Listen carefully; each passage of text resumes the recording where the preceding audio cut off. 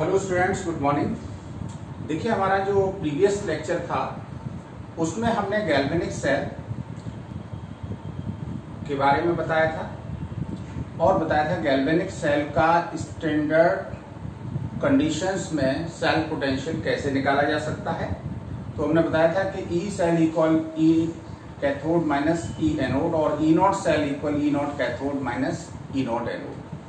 तो standard condition में हर इलेक्ट्रोड का जो इलेक्ट्रोड पोटेंशियल है वो निकाल लेंगे आप और उनका डिफरेंस जो होगा वो कहलाएगा standard electrode potential of that cell. एक बात और बताई थी कि स्टैंडर्ड रिडक्शन पोटेंशियल को ही हम स्टैंडर्ड इलेक्ट्रोड पोटेंशियल मानते हैं, इसलिए जो कैथोड के पोटेंशियल है और एनोड का पोटेंशियल का जो सम करते हैं उसमें फिर वो माइनस साइन आ जाता है, क्योंकि स्टैंडर्ड ऑक्सीडेशन पोटेंशियल इक्वल होता है माइनस स्टैंडर्ड रिडक्शन पोटेंशियल, या स्टैंडर्ड रिडक्शन पोटेंशियल इक्वल होता है माइनस स्टैंडर्ड ऑक्सीडेशन पोटेंशियल। तो ये सारी बात हमने डिस्कस कर ली थी।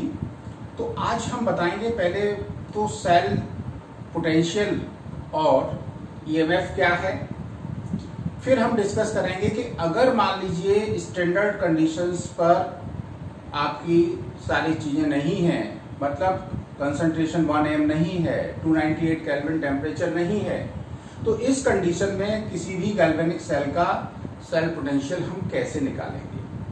तो आज हम डिस्कस करने जा रहे हैं पहले तो सेल पोटेंशियल के बारे में, ये होता क्या है, उसके बाद हम डिस्कस करेंगे कि how the cell potential other than standard conditions can be measured. तो सबसे पहले हमारी बात आ रही है सेल पोटेंशियल की। What is cell potential and EMF. तो देखिए, the difference between the electrode potentials of two half cells, दो हाफ सेल के इलेक्ट्रोड बीच के पोटेंशियल डिफरेंस का जो होता है, जो पोटेंशियल्स हैं उनका जो डिफरेंस होता है, is known as cell potential. उसको हम क्या कहते हैं, सेल पोटेंशियल कहते हैं। और इसको हम इलेक्ट्रोमोटिव फोर्स ईएमएफ कब कहते हैं, जब सेल वर्किंग कंडीशन में नहीं है। सर्किट कैसा है, सर्किट हमारा ओपन है।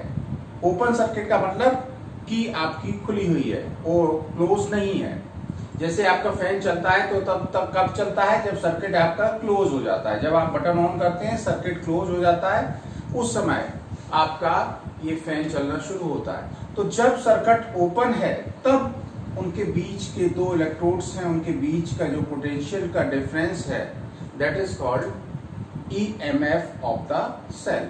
और जनरली जब करंट का फ्लो हो रहा है, जब उससे आप वर्क कर रहे हैं, तब किन्हीं दो पॉइंट्स के बीच में जो पोटेंशियल डिफरेंस होगा that will B potential difference.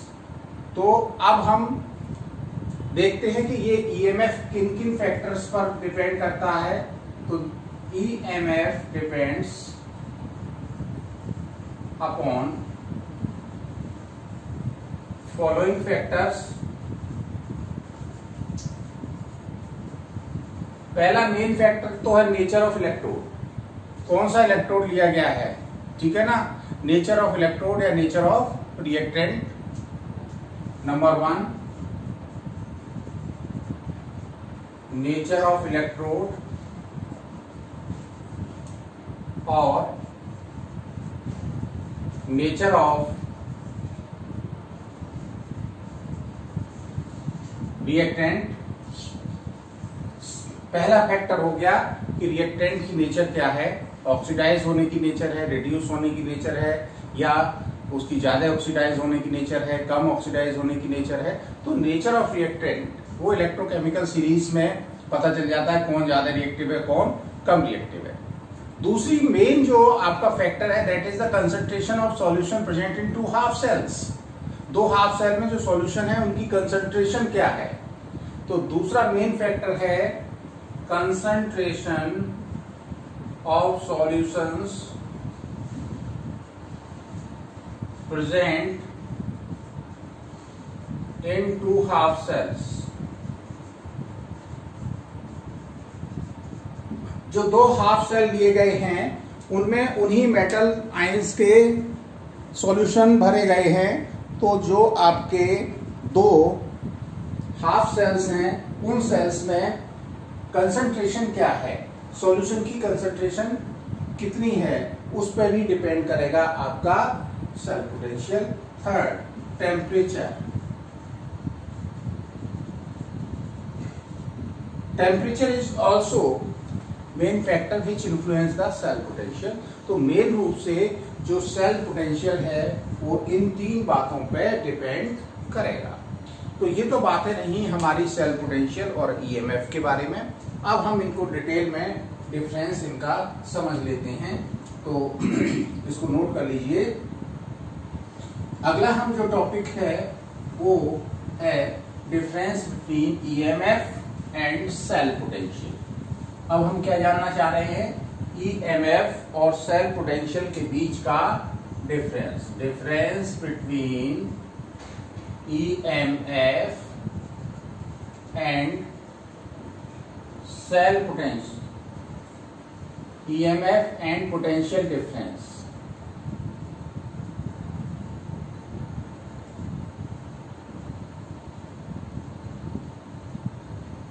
आप देखिए, हम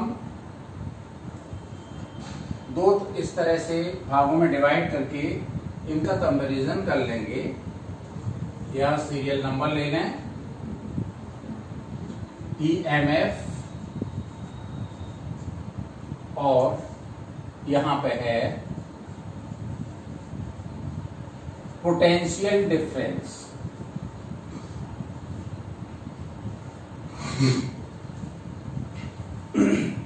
अभी अभी जैसे हमने डेफिनेशन बताई थी उसमें आपको बताया था कि ईएमएफ जो है वो दो इलेक्ट्रोड्स के बीच का पोटेंशियल डिफरेंस है जब सर्किट कैसा है, ओपन है, मतलब करंट जो है वो ड्रॉ नहीं हो रहा है। तो इसका मतलब ये हुआ कि EMF is the maximum potential difference.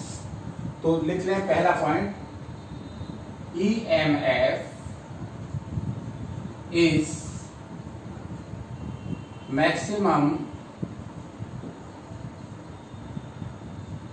potential difference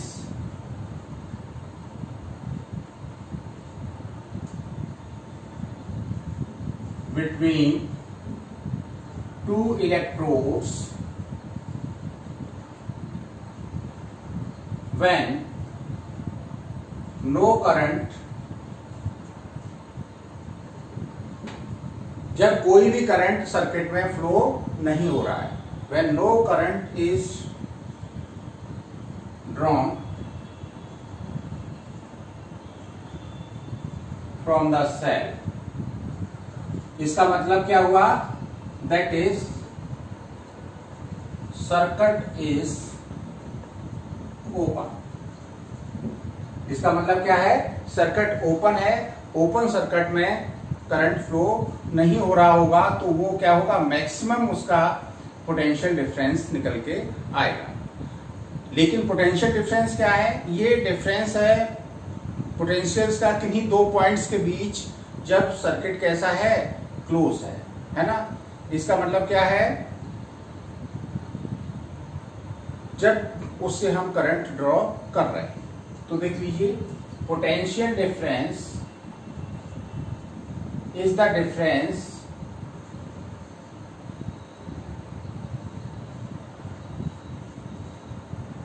of potentials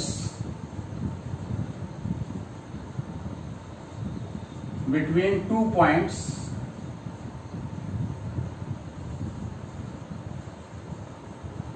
जब भी करंट का फ्लो हो रहा है तो किन्हीं दो पॉइंट्स, आपका इलेक्ट्रोड्स के बीच के कोई दो पॉइंट ले लें, उनके बीच का जो पोटेंशियल डिफरेंस आएगा, तो 2 पॉइंट्स इन क्लोज्ड सर्किट,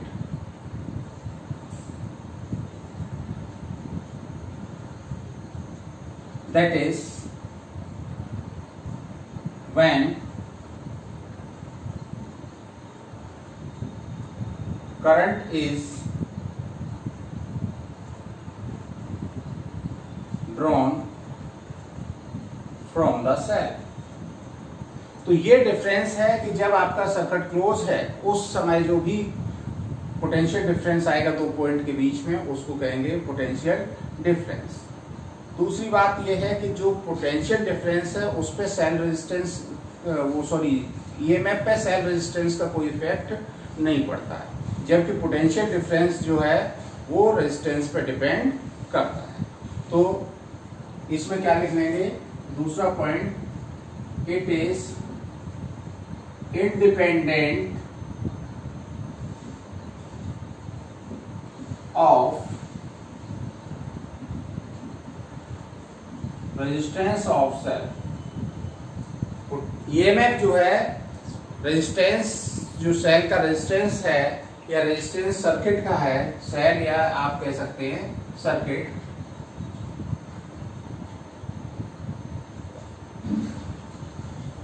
उस पर डिपेंड नहीं करता है, जबकि ये प्रोपोर्शनल होता है रेजिस्टेंस के। It is directly proportional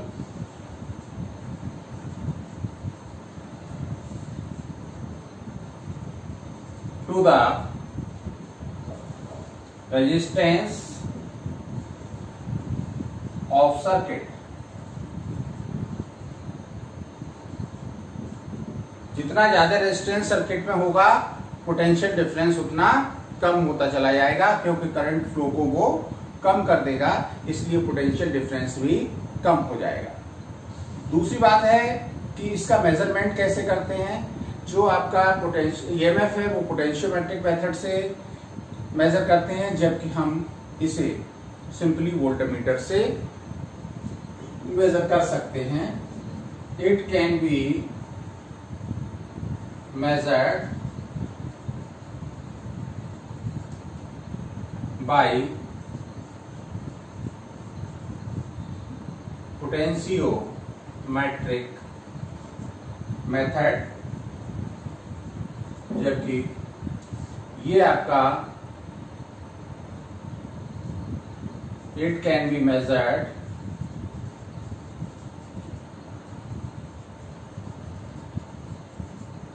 bye voltmeter, simply voltmeter. ये वोल्टमीटर से आपको मेजरमेंट कर सकते हैं। ईएमएफ जो होता है वो मैक्सिमम वोल्टेज होता है जो किसी सेल से ऑब्टेन हो सकता है, मैक्सिमम उसकी जो कैपेसिटी है वो कहलाएगी ईएमएफ। ठीक है ना। आपने जब भी कोई खाना खाया, आपके शरीर में टोटल कितनी एनर्जी उससे मिली वो तो समझ लो ईएमएफ, और कितना काम कर लिया वो हो गया पोटेंशियल डिफरेंस। ऐसे भी समझ सकते हैं कि किसी कंटेनर में पानी भरा हुआ है, उस पर थोड़ी ऊंचाई पे एक टोटी लगी है, उसमें से पानी निकालना है आपको, तो क्या होगा, कुल कैपेसिटी कितनी है वाटर की वो अलग हो गई, लेकिन उससे निकल कितना सकता है। ऐसे ही सेल में टोटल पोटेंशियल तो इतना है, लेकिन उसका यूज कितना हो सकता है, उससे वर्क कितना हो सकता है, ये अंतर है ईएमएफ और पोटेंशियल डिफरेंस में। तो EMF is the maximum voltage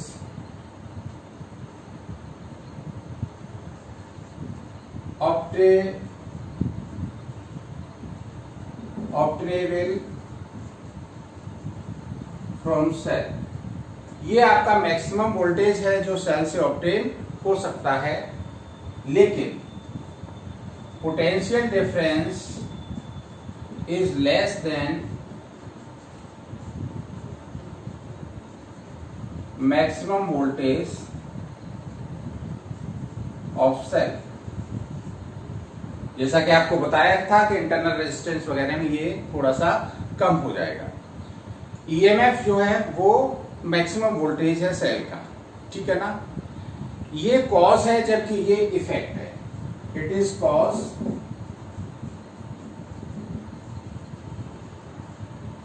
it is effect.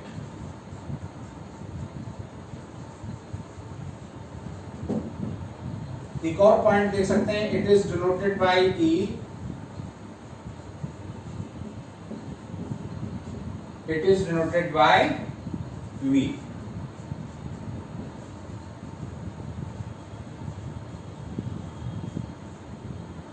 इसको ई से सिंबल से रिप्रेजेंट करेंगे, इसको काय से रिप्रेजेंट करेंगे, वी से। तो ये ईएमएफ और पोटेंशियल डिफरेंस के कुछ डिफरेंस रहे, इनको जल्दी से नोट करिए, स्क्रीनशॉट ले लीजिए। इसके बाद हम आगे चलेंगे।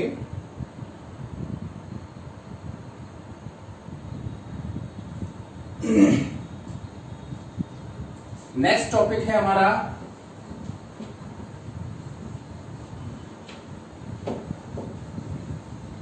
आपका नर्स्ट इक्वेशन। जैसा हमने आपको बताया था कि जो स्टैंडर्ड इलेक्ट्रोड पोटेंशियल हैं उनसे हम जब सेल पोटेंशियल निकालते हैं, ई सेल निकालते हैं, तो उसमें आपकी सिंपली 1 मोलर कंसंट्रेशन होनी चाहिए और 298 केल्विन या 25 डिग्री सेल्सियस टेम्परेचर होना चाहिए। अगर मान लीजिए इससे डिफर कंडीशंस पर अगर हमें इलेक्ट्रोड पोटेंशियल सेल का निकालना है तो उसके लिए हमें नर्स्ट इक्वेशन दी गई। नर्स्ट ने एक इक्वेशन दी, नर्स्ट ने एक रिलेशन दिया, उसमें हम अदर देन स्टैंडर्ड कंडीशंस पर भी सेल का पोटेंशियल निकाला जा सकता है। तो हम आज पढ़ने जा रहे हैं अब Nernst equation. Nernst equation, Nernst equation के लिए है रिलेशन है ये between E cell and E naught cell. E cell क्या है? ये गिवन कंसंट्रेशन और टेम्परेचर पर अदर देन स्टैंडर्ड कंडीशंस जो सेल पोटेंशियल निकल के आएगा that will be E cell, और जो 1 मोलर कंसंट्रेशन और 25 डिग्री सेल्सियस टेम्परेचर पर जो निकल के आएगा ई सेल वो कहलाएगा ई नॉट सेल। या इसको लिख सकते हैं effect of concentration and temperature on EMF of cell. तो देखिए हम बहुत ही सिंपल तरीके से इस नर्स्ट इक्वेशन को समझ सकते हैं। नर्स्ट इक्वेशन सिंगल इलेक्ट्रोड के लिए, पूरी सेल के लिए, सेल रिएक्शन के लिए अलग अलग लिखने को भी आती हैं, काफी न्यूमेरिकल पूछे जाते हैं। तो इसलिए नर्स्ट इक्वेशन को बहुत अच्छे से समझ लीजिए, बहुत सिंपल है। देखिए हम नर्स्ट इक्वेशन को समझने के लिए थोड़ा सा पीछे जाएंगे, जिसमें हमने आपको गिब्स फ्री एनर्जी के बारे में बताया था। गिब्स फ्री एनर्जी क्या होती है? किसी सेल के अंदर वो एक्स्ट्रा एनर्जी का अमाउंट जो यूजफुल वर्क में चेंज हो सकता है, वो कहलाती है गिब्स फ्री एनर्जी। जैसा कि आप जानते हैं कि जो आपका गैल्वेनिक सेल होता है इसकी गिब्स फ्री एनर्जी कैसी होती है? नेगेटिव, क्योंकि ये सेल के द्वारा वर्क किया जाता है, इसके द्वारा इलेक्ट्रिकल वर्क किया जाता है, इसलिए गिब्स फ्री एनर्जी में हमेशा क्या होता है? डिक्रीजमेंट होता है, इसलिए इसको कैसा साइन देता है? नेगेटिव साइन दिया जाता है। तो Gibbs free energy delta G और standard Gibbs free energy delta G naught. एक है आपका delta G, delta G equal आपने पढ़ा है minus n F into E naught cell, और डेल्टा जी नॉट इक्वल आपने क्या पढ़ा है? Minus n F into E cell.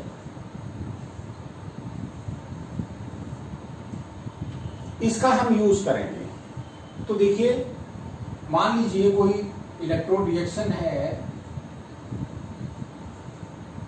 Electrode reaction for reduction. किसी भी रिडक्शन इक्वेशन को हम कैसे भी लिख सकते हैं, मे बी रिटेन एज, किसी रिडक्शन इक्वेशन को हम ऐसे लिखेंगे m plus n ion plus n electron equal ms। अब देखिए इसके लिए रिएक्शन कोएफिशिएंट, इस इक्वेशन के लिए रिएक्शन कोएफिशिएंट क्या होगा,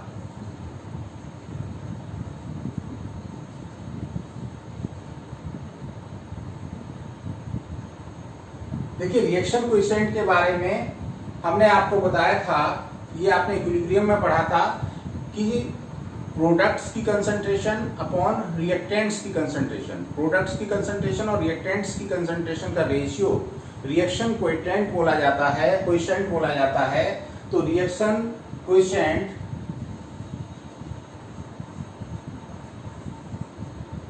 Q इक्वल क्या हो जाएगा इसके लिए, ये हो जाएगा प्रोडक्ट है M S concentration of metal solid upon concentration of metal ion.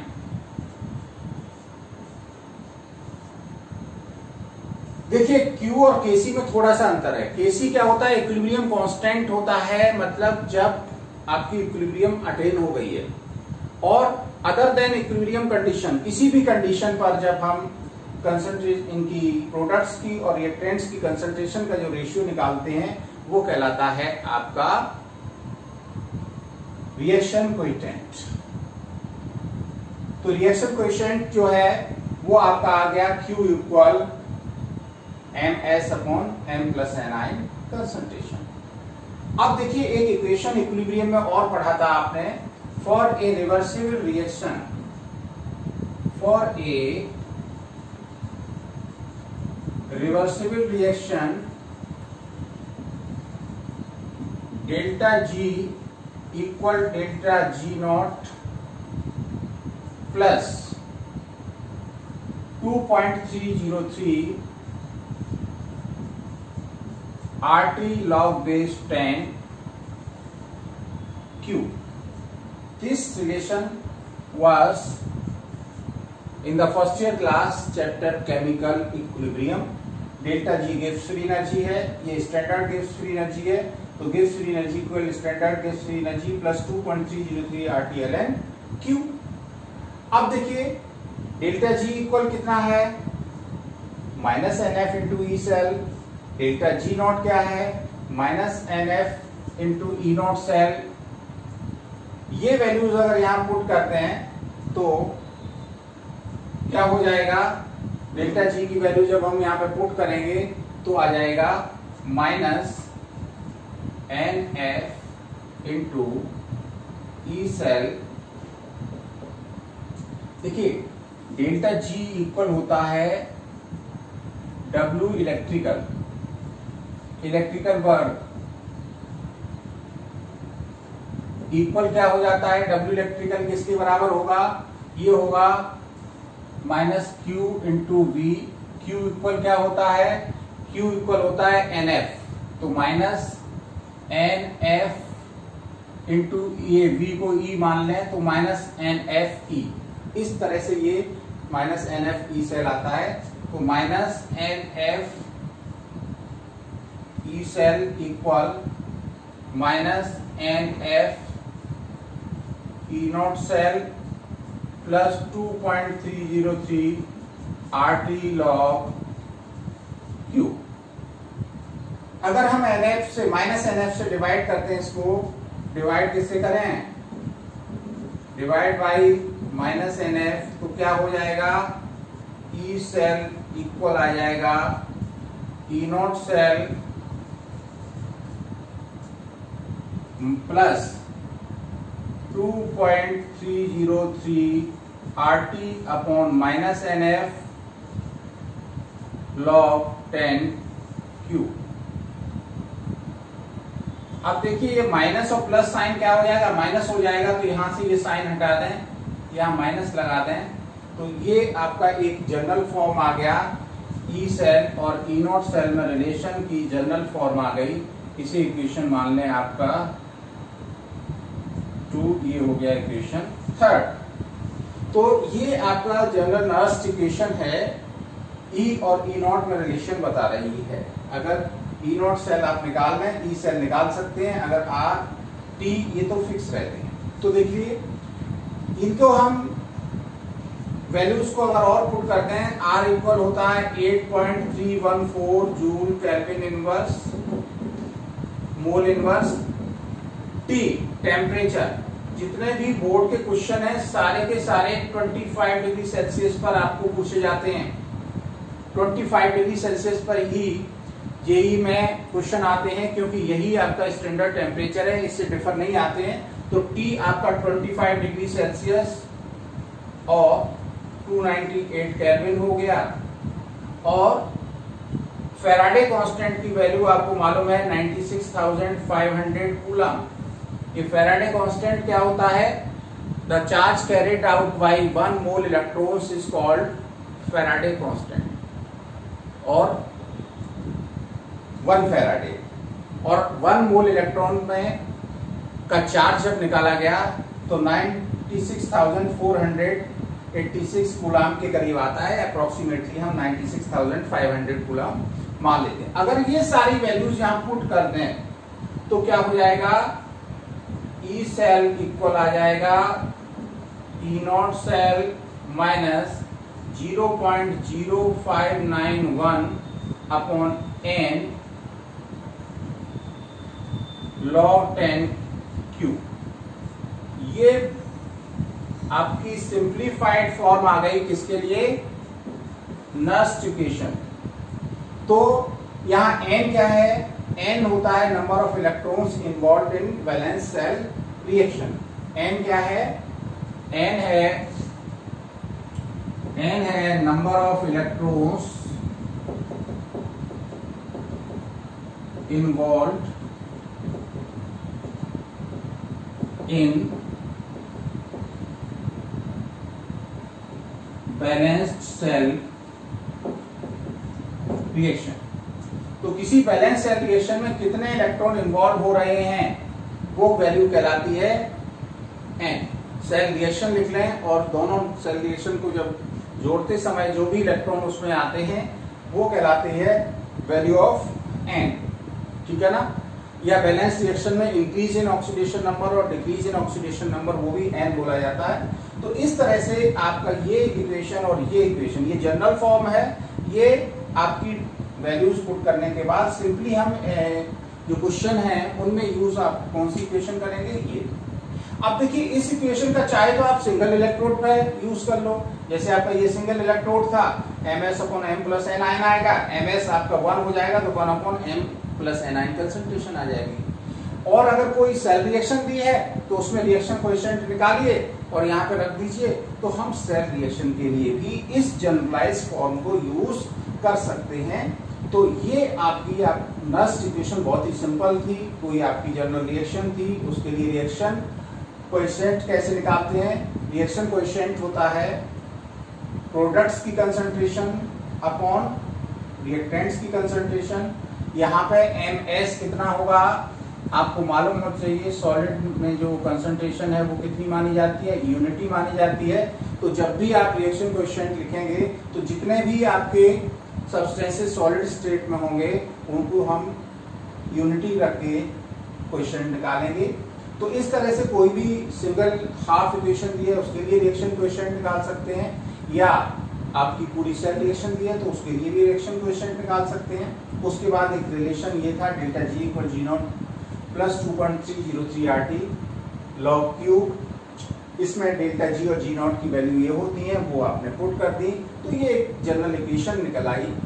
R 8.314, T 298 kelvin और F फैराडे कांस्टेंट की वैल्यू जब रखी और उसको कैलकुलेट किया तो ये आपकी इक्वेशन आ गई। इसको कहते हैं नर्स्ट इक्वेशन। इस रिलेशन को हम किसी हाफ रिएक्शन या पूरी सेल रिएक्शन के लिए यूज कर सकते हैं। तो आप लिख लेंगे नीचे equation third is the general form of Nernst equation and equation fourth is also Nernst simplified form of the Nernst equation when temperature is taken 25 degree Celsius, and these both equations can be used for half reactions and full cell reactions to get the Nernst equation. तो इनको एक बार फिर से revise करिए, आगे हम चल के नर्स्ट इक्वेशन के डिफरेंट इक्वेशन के लिए हम नर्स्ट इक्वेशन लिखेंगे, जो भी सेल रिएक्शन या हाफ रिएक्शन दी होंगी उनके लिए नर्स्ट इक्वेशन लिखेंगे। Thank you.